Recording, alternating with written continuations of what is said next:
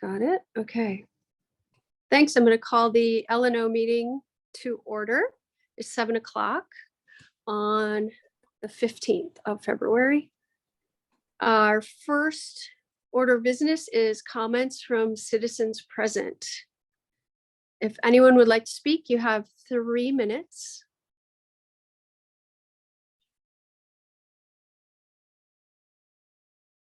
Anyone? Not seeing any. I'm going to move on to the approval of the minutes. This is Kendra. I'll move that we approve the minutes from January 31st, 2023 meeting. This is Luke. I'll second. And by the way, is anybody else having a weird case of deja vu? We talked about just doing this every day from now on. Sure. You're available tomorrow, right? Like Groundhog Day. Yep. Yeah, For there we sure. got a couple more. Any other questions? Any questions about the minutes? If none, all approved, say aye. Aye. Any opposed? Motion passes. On to licenses and permits. Let's go to number 1, review of an application to amend the officer for the alcohol beverage license held by Quick Trip Inc., 5301 South Ridge Way, 6519 Century Avenue, and 7508 Century Avenue, to appoint Scott Zietlow, Rochester, Minnesota, as president. Yeah, and this is just again adding because the former presidents retired at the end of this year, so Scott's taken over. Background check is fine, so no issues from the PD perspective. Very good. Anybody have any comments or questions?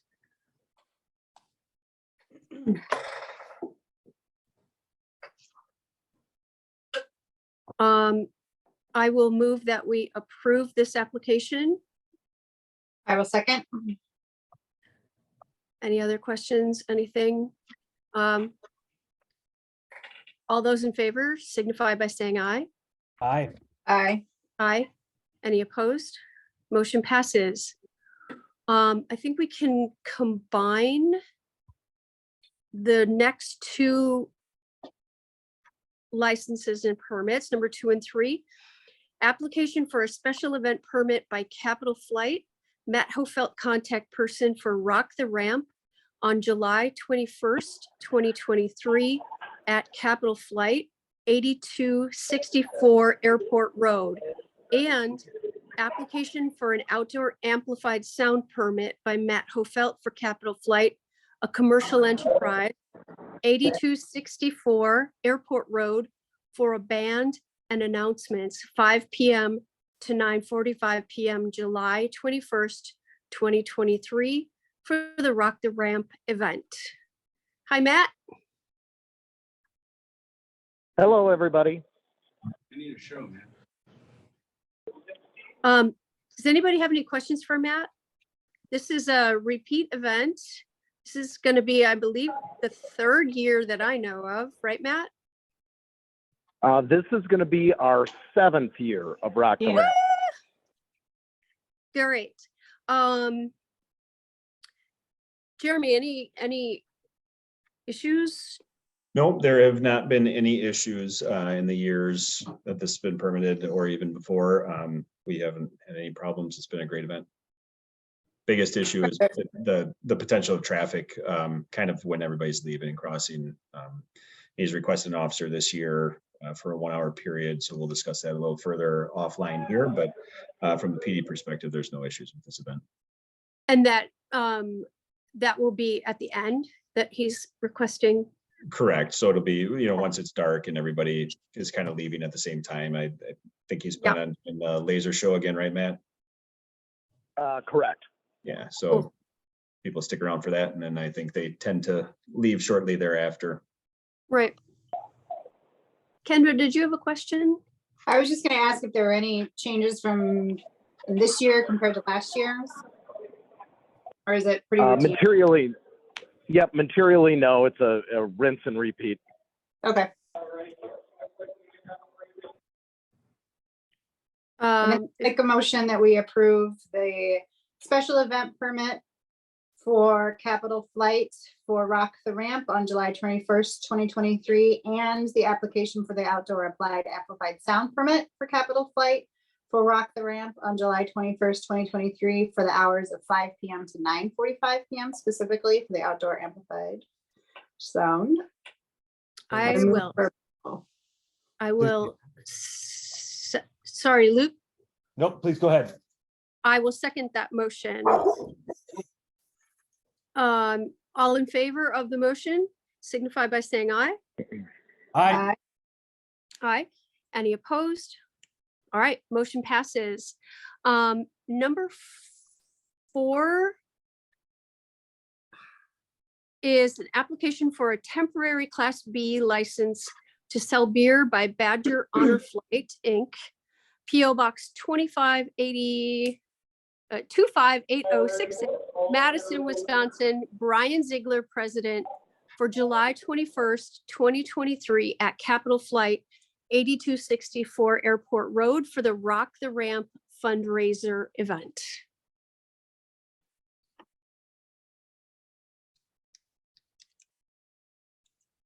Any comments on this one? This is another repeat. Anybody? Mm-mm. All right, I will move that we approve this application for a temporary Class B license to sell beer by Badger Honor Flight for July 21st, 2023. I will second. All those in favor of the motion signify by saying aye. Aye. Aye. Aye. Any opposed? Motion passes. Let's see, can we take the next two again? Next two together. Application for a special event permit by Capital Flight, Matt Hofelt, contact person, for the 2023 Cruise In on August 12th, 2023 at Capital Flight Hangar. And an application for an outdoor amplified sound permit by Matt Hofelt for Capital Flight, 8264 Airport Road, Middleton, Wisconsin, for announcements and band, 9 a.m. to 3 p.m., August 12th, 2023, for the 2023 Cruise In. Another repeat event for Matt. This is Luke. I'll move approval for both. I will second. All those in favor of the motion signify by saying aye. Aye. Any opposed? Motion passes. Matt, you're all set. Thank you so much. We appreciate it as always. Have a great couple of events. Absolutely. All are welcome. Thank you. All right, moving. Bye-bye. Good night. Number 7, application, let's see. Let's do 7 and 8 together. Application for a special event permit by Try for Kids, Katie Brazel, contact person for the Middleton Kids Triathlon on August 19th, 2023 at Fireman's Park and Walter Bauman Aquatic Center. And application for an outdoor amplified sound permit by Katie Brazel for Try for Schools, 200 East Verona Avenue, number 126, Verona, Wisconsin, for sound system announcements and DJ, 7 a.m. to 12 p.m., August 19th, 2023, for the Middleton Kids Triathlon. Is this one of Laura's? Yeah, I did help with this one. Katie is not on the call tonight, but this is a pretty, it's an annual event, so pretty straightforward, no changes from previous years.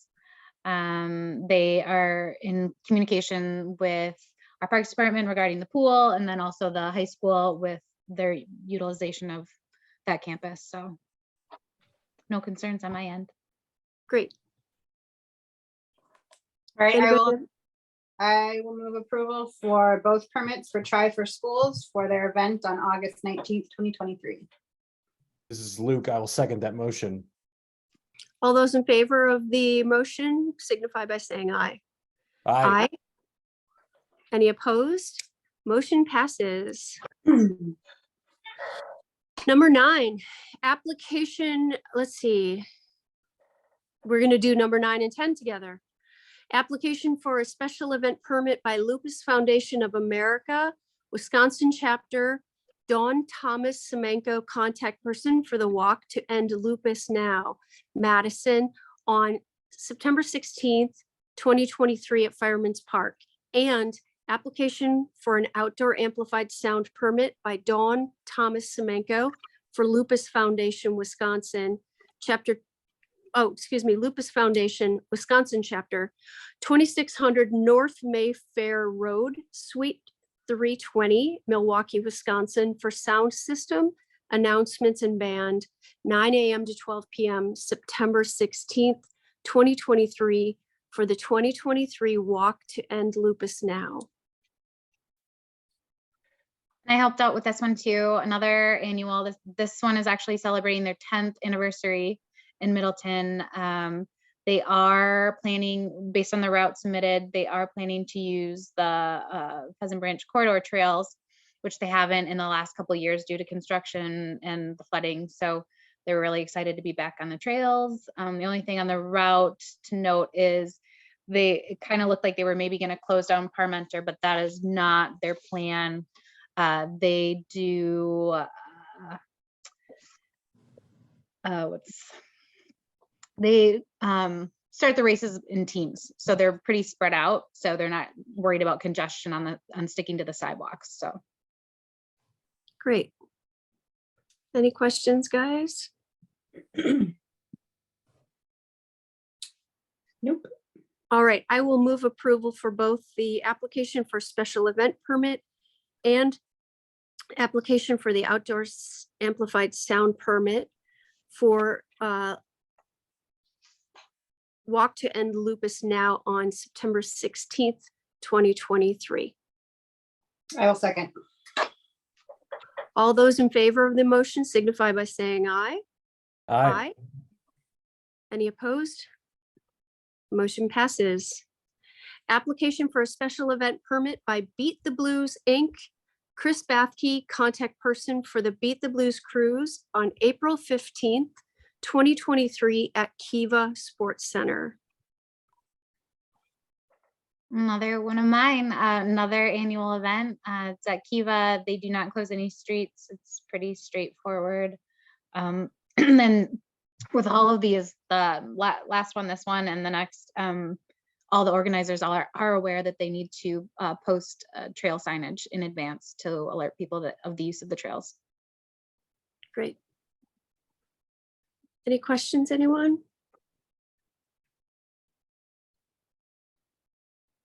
If nobody has any questions, I'd like to move that we approve this application for a special event permit by Beat the Blues, Inc. for April 15th, 2023. I'll second. All those in favor of the motion signify by saying aye. Aye. Any opposed? Motion passes. Number 12 and 13 we can do together. Application for a special event permit by Glowing Smiles, Inc. Connie Dewar, contact person for the Glowing Smiles 5K Run, Walk, and Kids Dash on May 13th, 2023 at Orchid Heights Park.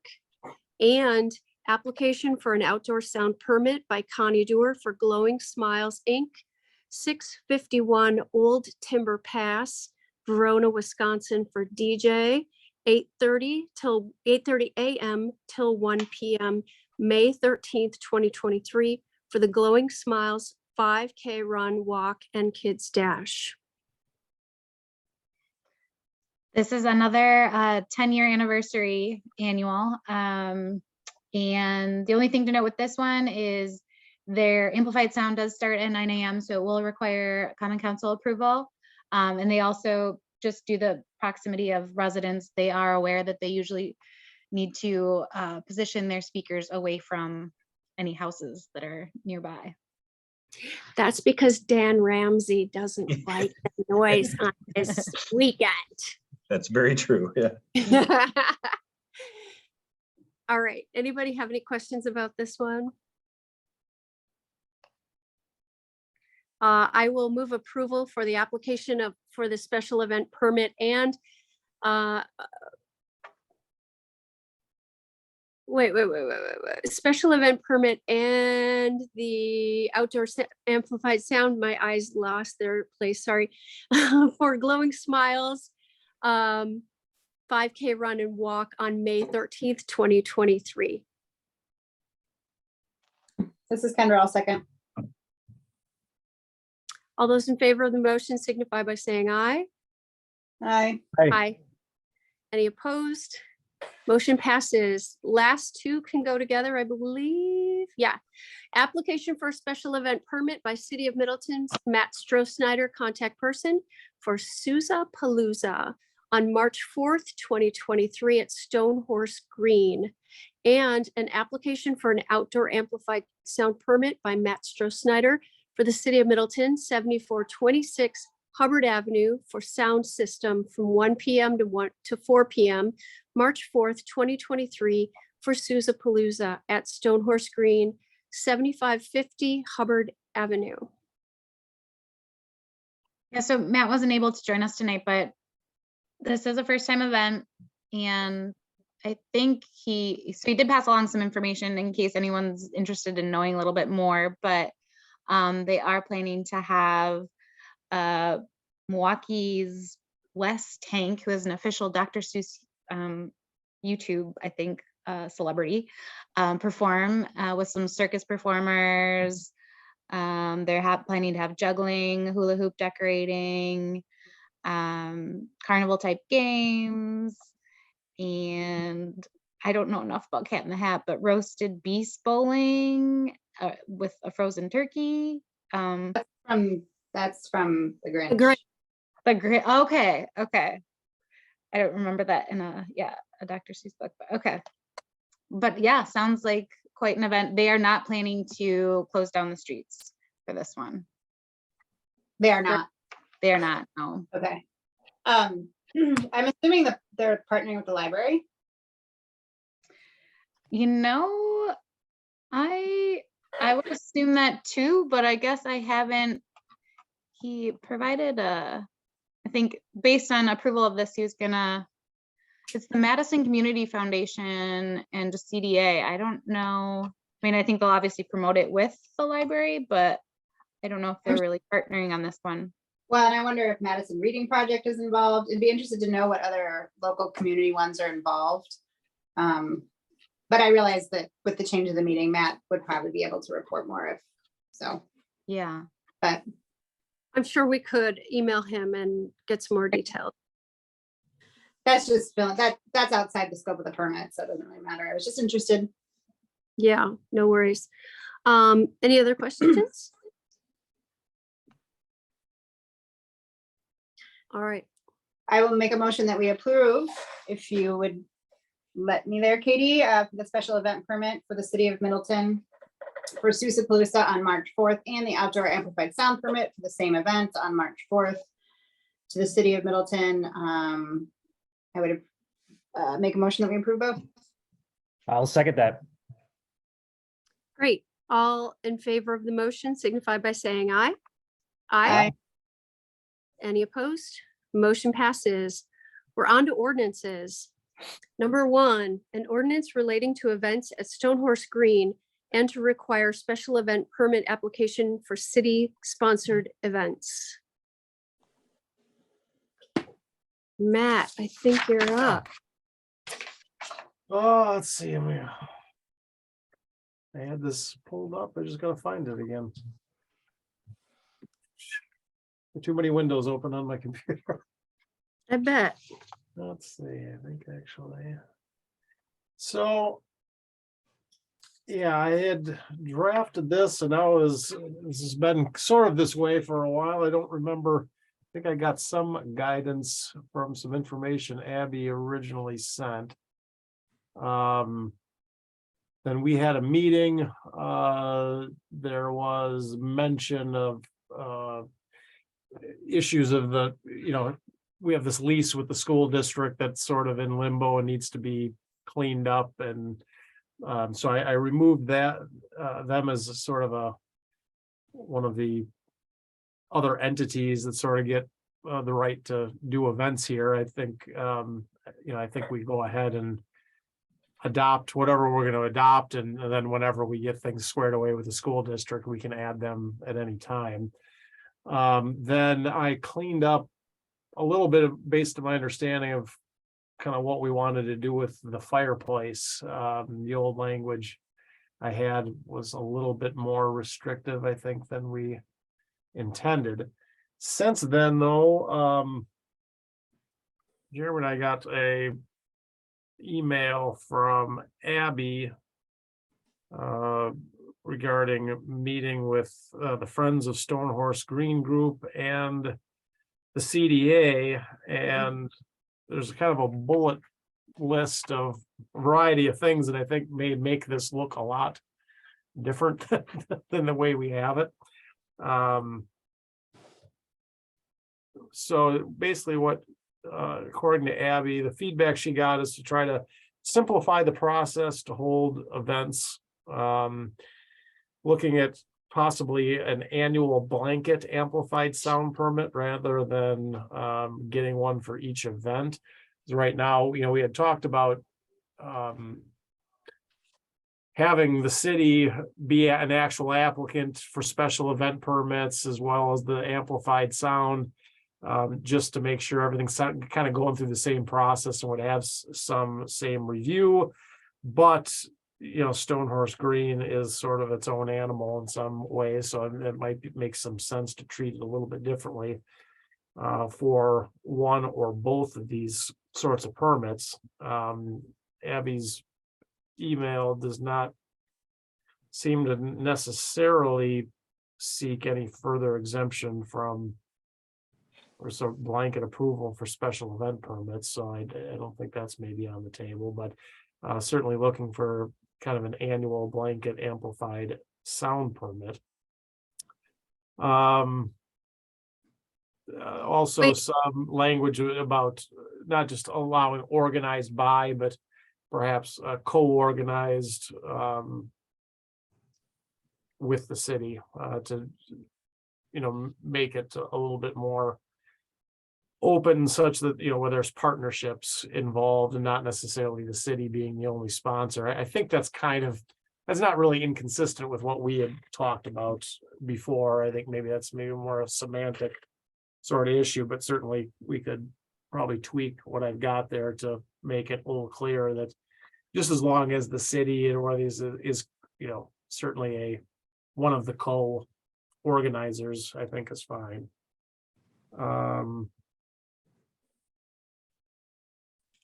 So there's a few other questions that I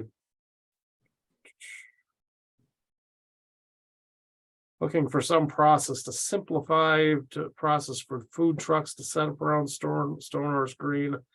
That's probably an issue that's a little bit beyond what I've drafted so far, because we have a mobile food cart ordinance that I need to probably take a look at and see about how to make exceptions there.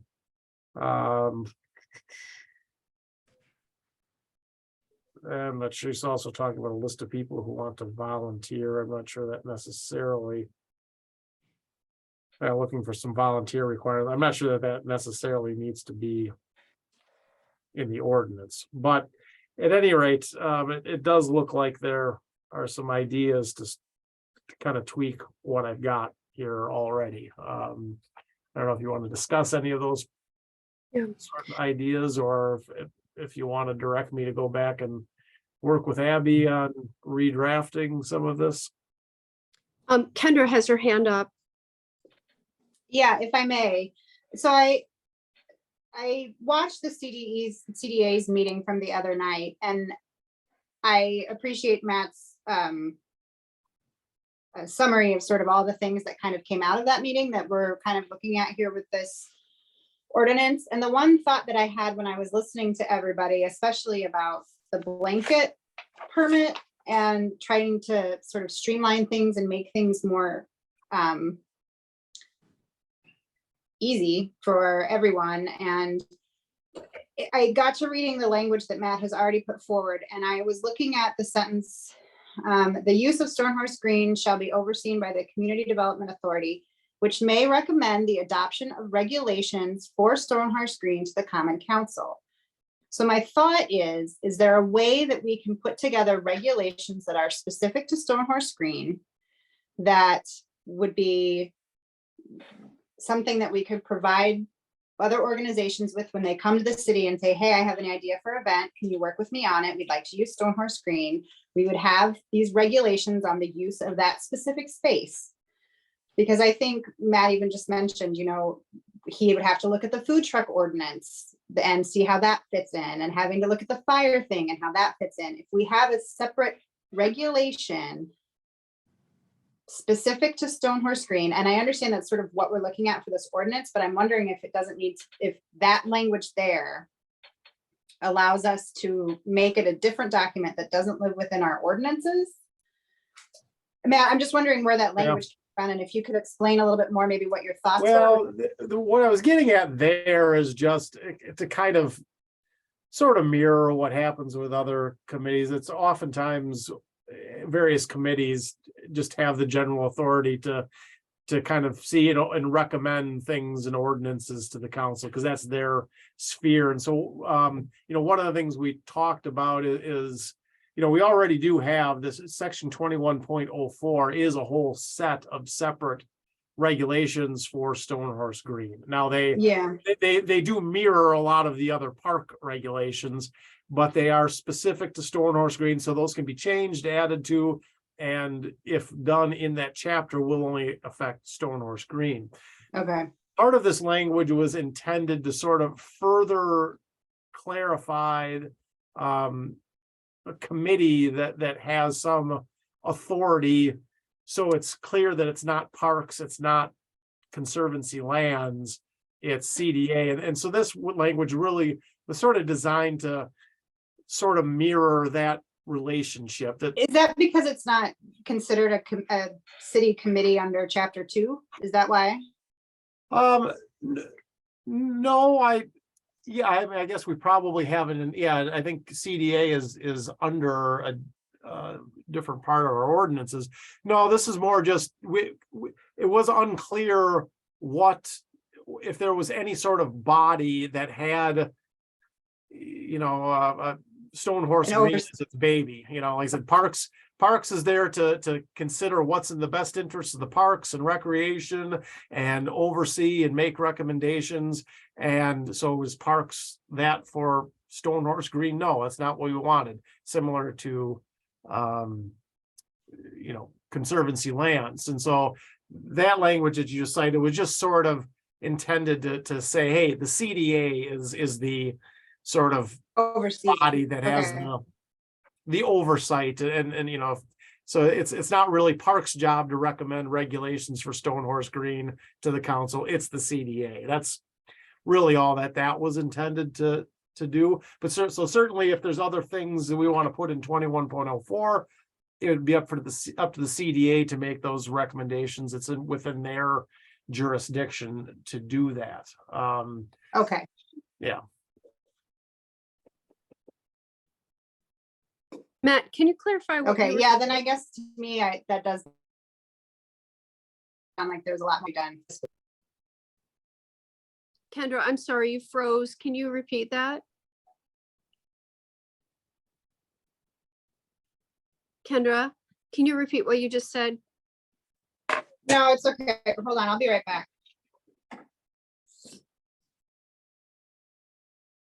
I'll be Matt, right back. I had a question about what you were saying about a blanket permit.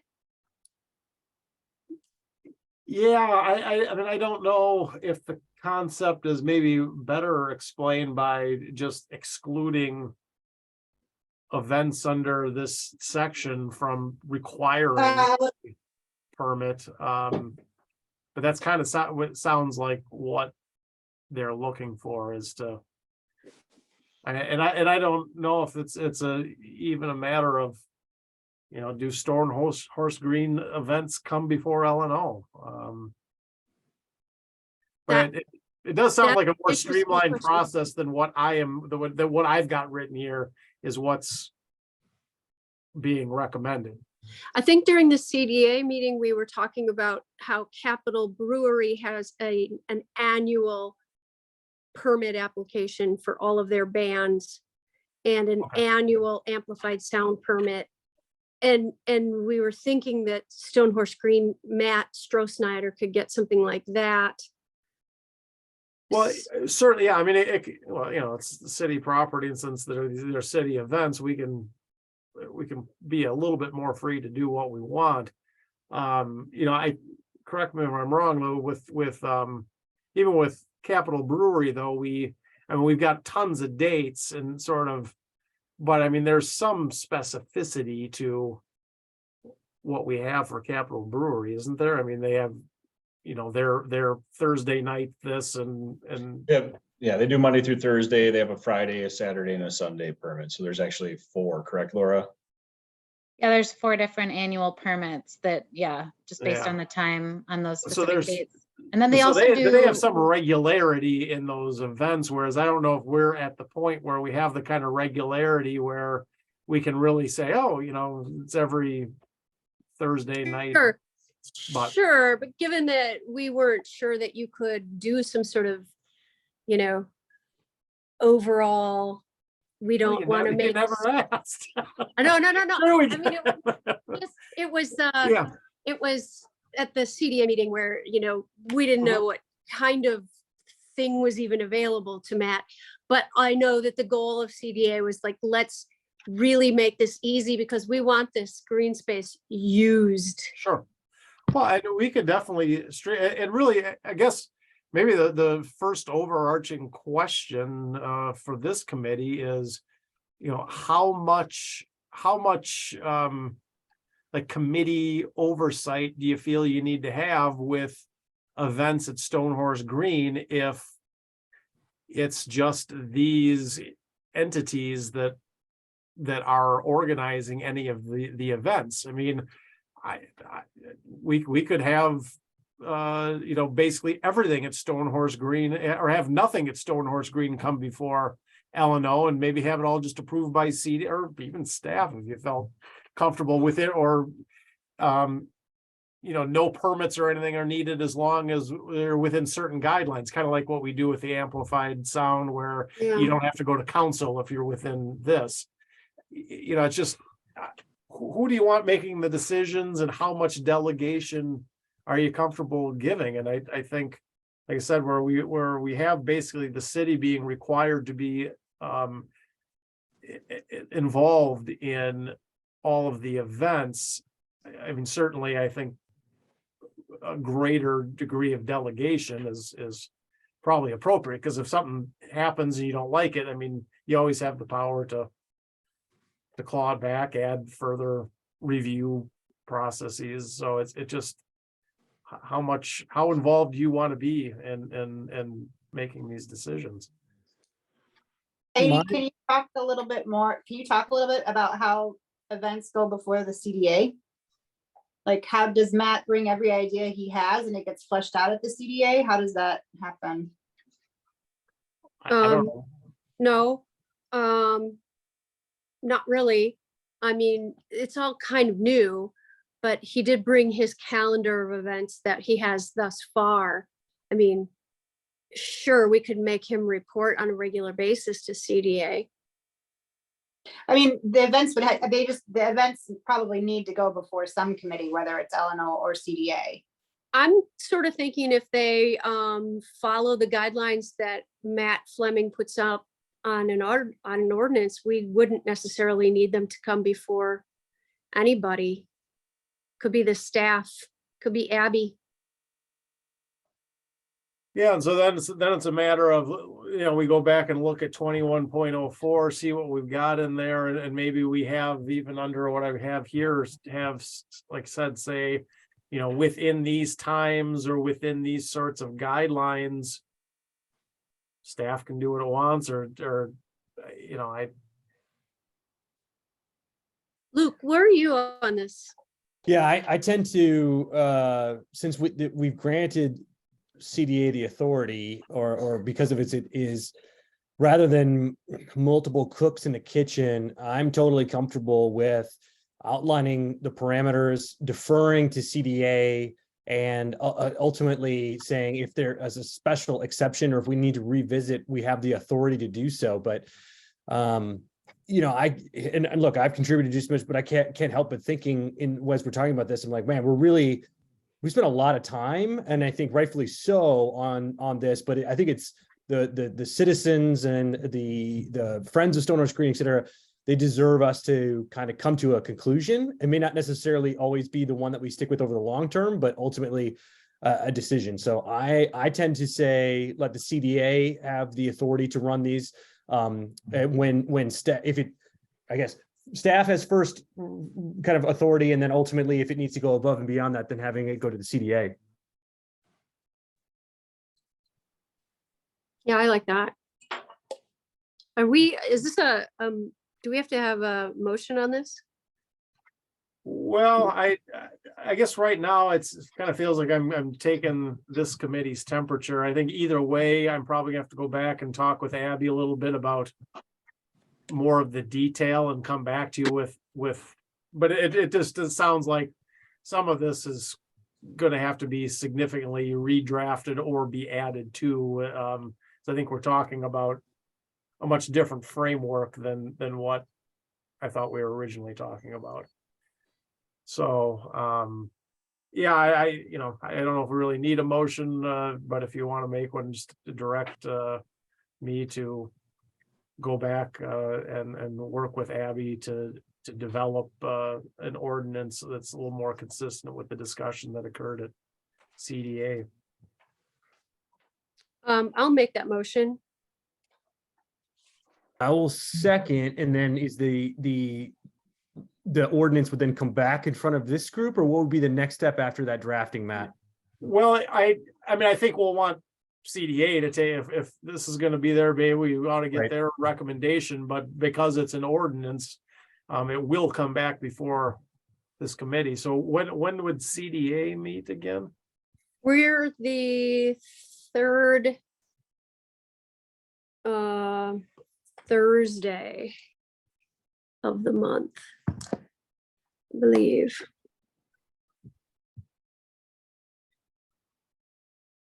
Oh, Yeah. The 23rd. yeah, if that's gonna be kind of ambitious for me, I think, but I can try to talk to Abby and see if we can have something for the CDA to take a look at. I mean, if we miss that meeting, maybe this comes back to us first a little bit for some discussion, and maybe you tweak it before it goes back to CDA again, but Okay. yeah, I'd say it's maybe about a 30% chance I can get something thrown together that'll be worth CDA talking about by next Thursday, but I'll certainly. Okay. give it a So, whirl. let's have a vote on this motion. All in favor of Didn't the sending CDA, it back to Matt? Pardon? didn't the CDA just meet? Didn't you guys just, I feel like we just did, but yeah. So are you the second Thursday? Because tomorrow would be the third Thursday. oh yeah, we are. Sorry. Oh, it's tomorrow the third? Second Yeah. Thursday. My So it'll fault. be March 9th when you meet again. Yeah. March. Well, that's certainly much more doable for me. March 9, yeah, and then yeah, that would work. Okay. Given that, It's Can still we the have same a- motion, but right, can we have a vote on the motion? All in favor of the motion The motion again is to send it refer- back to Matt to kind of reword it to resubmit. mirror Okay. to kind of mirror the sentiments of what the last CDA meeting was talking about in form of streamlining the process for applications. And Set- whatever and- out of the meeting too, is that And, correct? and what? And the other notes that he mentioned that Abby had sent him. Yeah. Yeah, okay, yeah, I look forward to seeing the next draft. Okay, all in favor? Aye. Any opposed? All right, motion passes, and on to the next ordinance. Let's see, I'm sorry, I left the page. All right, The bus stop one. yeah, an ordinance to amend various traffic code provisions relating to parking and bus stops. I I don't don't know if know. anyone- does This anybody was know referred- anything about- Yeah, this was referred by Mark Opitz. So And he's not here? he is not. Apparently, we have a lot of bus stops that are going away. And only a few being added. That's about all I can tell. I would say I did not draft, looks like Mark took a old ordinance form and drafted this. And while we have done these this way in the past, we've recently discovered a hidden provision in our existing code that I think requires us to actually do all of this in the underline and strikeout mode. I do have one, just before the meeting on Monday night, I did review all this and put it in that form. So, I mean, if you are, I don't, this committee necessarily wants to see that particular form, but So just to add on to Matt, I was, so this was forwarded to me by Mark on the 18th of January. And it looks like Larry is on this chain. So yeah, I could ask him, but I know if we submit it to the council in this form, we're gonna get some questions and they would be right. That maybe is another ordinance topic I might bring to this committee later to allow. In this particular one, it's not as onerous to list out everything and do the strikeouts, but we have like our speed limits and certain others where we've got pages and pages of these lists. I do prefer sort of this form, and it does meet the spirit of, I think, our ordinance provision, but it's not the letter. And so I think we might want to look at maybe an exception for these kind of ordinances to be able to do it in this form, but we don't have that now. So Do you want a deferral on this right now? it depends on whether this committee wants to see this ordinance back in the other form.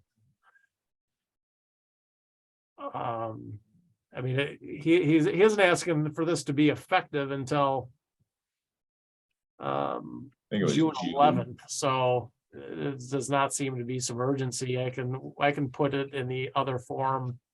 And then that too would give Mark a chance to double check and make sure that I took this correctly and put it in the form that it's supposed to be. So yeah, maybe I've talked myself into recommending a deferral. Anybody want to do that?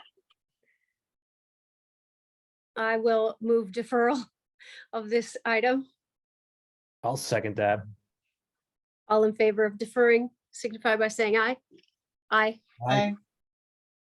Any opposed? All right, on to our last ordinance.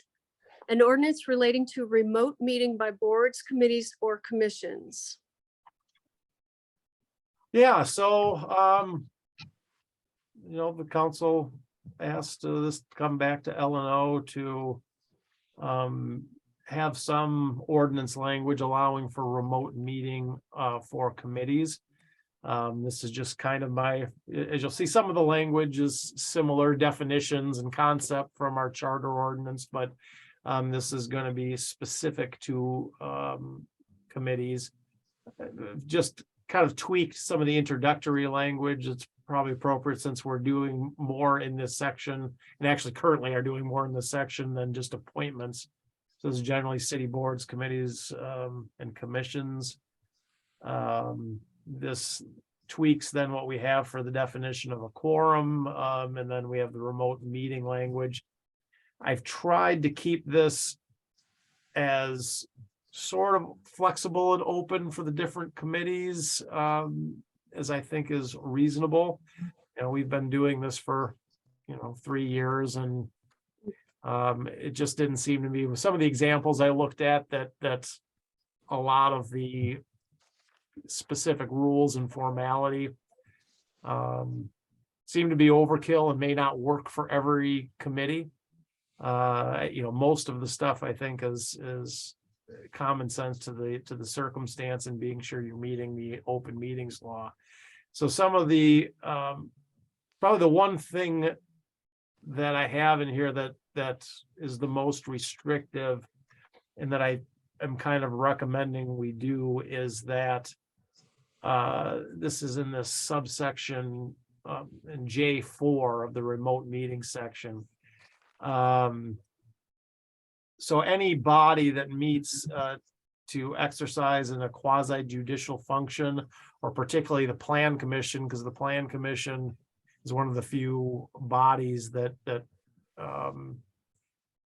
can make decisions of consequence, and especially conditional use permits aren't really classified as, maybe not neatly classified as quasi judicial, but I thought these are instances where two things I think distinguish these from, most ordinary meetings is one, where you've got evidence and witnesses and stuff. I think it's just better to do that in person. If we have an emergency declared, we can do hearings and evidentiary stuff remotely if we need to, but in the ordinary course of business, it feels like it's best to just say that has to be done in person. I think in general, that's the better way to do it. And then it also, keeps, once in a while, if there's confusion, if something gets called or somebody thinks that they're going to be allowed to appear remotely, and all of a sudden, if there's confusion, somebody doesn't appear for really big decisions like this, it just seems that it's best that a remote option, or some people remote and some people present, just should be taken off the table, so you don't introduce a procedural irregularity in an important event. So that's the only place where this version kind of puts its foot down and says, no, you're doing in person there. The rest sort of lets the different bodies do what works for them. I have a quick question on section J. Yeah. The first paragraph, for purposes of this paragraph, remote meeting technology means electronic telecommunications technology with or without a video component. And I'm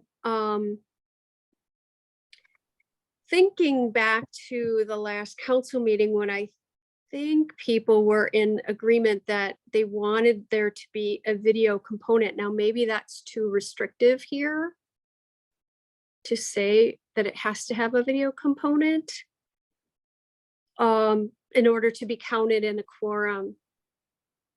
And yeah, I mean, that's really to me, a policy issue. And I think each committee can decide too, what maybe certain meetings, a video component is going to be necessary, but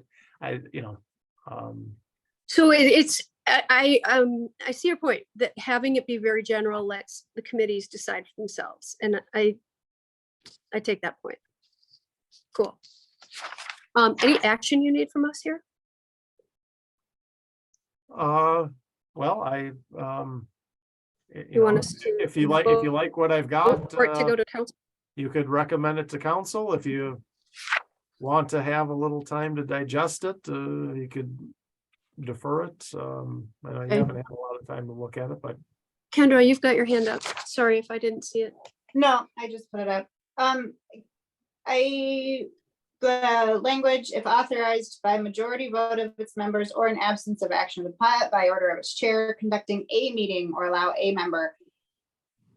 Does this intend that every meeting has to be decided upon, or can committees decide No, I mean, I think you could decide at a meeting that until further notice, we're gonna be having remote meetings. I don't think that language means that you have to take a vote on a meeting by meeting basis. Okay, Yeah. I mean, I would tend to think that you would more routinely, decide either we're largely gonna be a remote but sometimes, if you have committees that generally decide they want to be in person, I just felt that language more clearly allowed for a single instance, either members or even the whole committee. Like, we're not going to be able to get quorum at all. Like 3/4 of us are going to be, unavailable to meet in person, but we could all meet remotely, so. okay. Just as long as we feel like this language is clear enough that each committee has the authority to make the decision for themselves. Mhm. Yeah, Luke, anything from you? Yeah, no, that's all I think is let each committee be able to decide for themselves. Yeah, of course, if things start going off the rails, we can always step back in and Like you said, claw it back. rein it in. But like I said, I think we've been operating for 3 years without real strict rules, and I didn't see much need to impose them now. Right. So I'll entertain a motion to approve. I will make the motion to recommend to council. Mhm. Thank you for correcting me. That's right. I will second that motion. Any other questions or comments? If not, all in favor of recommending this to council signify by saying aye. Aye. Aye. Any opposed? Motion passes. We'll need a motion to adjourn unless So I missed. moved. Second, All in favor of adjourning, say aye. Aye. We're adjourned. Thanks for the extra L&O fun this